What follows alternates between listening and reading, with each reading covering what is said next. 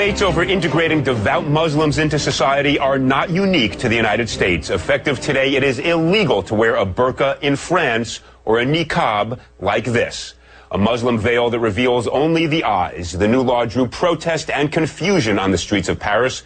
Two women stepping out in their niqabs and drawing a crowd were arrested for staging an unauthorized protest. The French government has called the veils, and I quote, a new form of enslavement, end quote, not acceptable on its soil.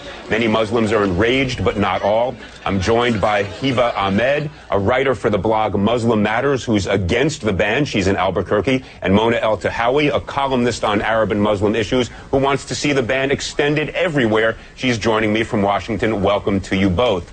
Let me begin, if I might, by quoting President Sarkozy of France in his justification for the law. It's kind of a remarkable statement. He says, and I quote, this is the President of France, "The burqa is not a religious symbol. It's a sign of enslavement, of debaseness. I want to say this solemnly. The burqa will not be welcome on the territory of the French Republic. We cannot accept in our country women imprisoned behind a mask, deprived of all social life, of their identity." So, Mona, let me start with you. You want to extend this ban across the world. Do you agree with President Sarkozy that merely because somebody wants to dress like this, they choose to dress like this, they shouldn't be permitted to do so?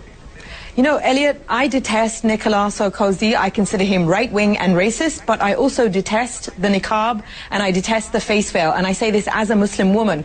I think it represents an ideology that does not believe in Muslim women's rights to do anything but choose to cover her face.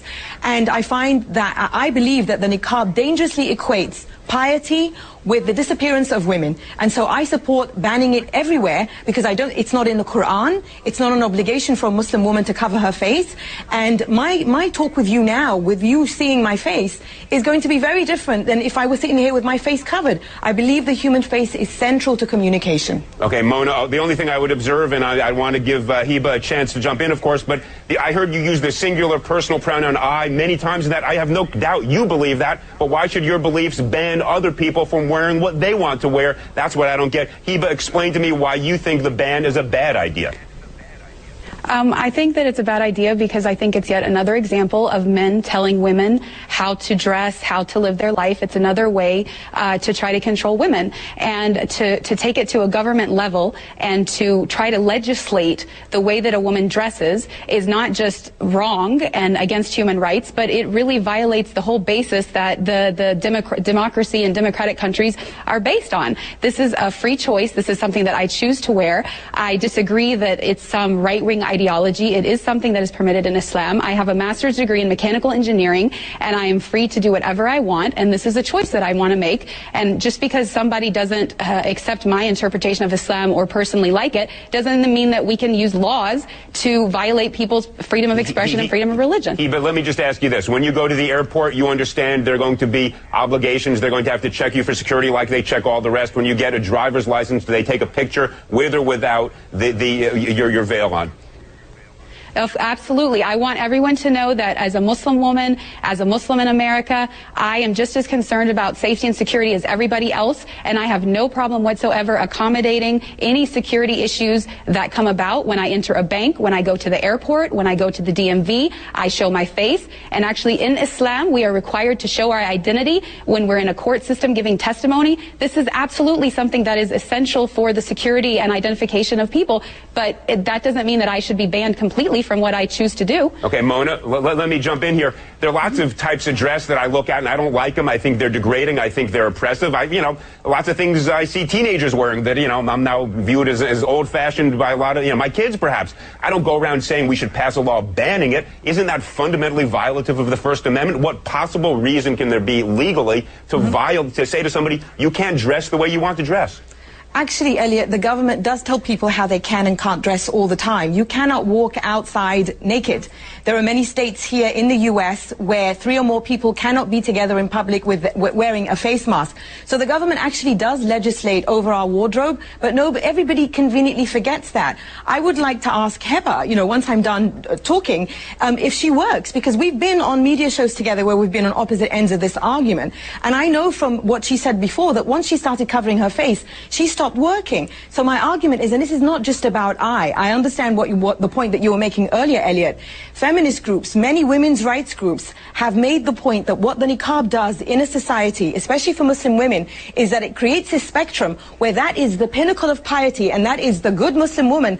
And so of course it affects me. In France, where this ban is going in effect, Muslim women's rights groups there support it because they find that Muslim women who live in the French housing projects have been put under tremendous pressure by the Muslim right wing to give into the niqab. And when they speak out, they are told, it's basically they become these political pawns. Yeah, that's why I said I oppose Sarkozy, but I oppose this on women, because what choice do women have besides covering their face? This ideology doesn't recognize Muslim women's rights. Mona, I just have to push you on one thing here. There are certain prohibitions on the way people dress, or you mentioned nudity, that don't dress, that are in fact imposed upon us by law, but none of them that I'm aware of relates to a specific religion and says if you are a devout member of a religion, you cannot dress in a way that is you are obligated to practice your religion, your choice of faith. Can you think of any example like that? Because I can think of 1,000 other laws, if this were upheld, that suddenly we would limit all sorts of things that people do for their religious beliefs because we don't agree with it.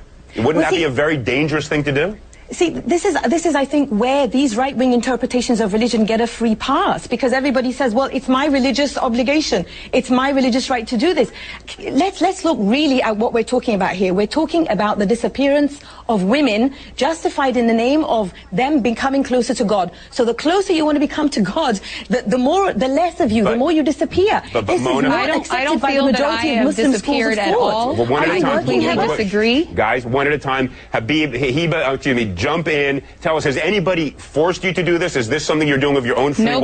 Nobody has forced me to do this, and I really have to disagree with the statistics that Mona is trying to put forth, because studies have shown that there are only 2,000 women in France that wear the niqab. The majority of them are converts who converted to Islam and are voluntarily choosing to do it. This is my choice. Nobody can force me to take it off. I would not take it off even if you paid me to do it. And the fact of the matter is that I have never met a single Muslim woman in all of my travels around the world that is being forced to wear it.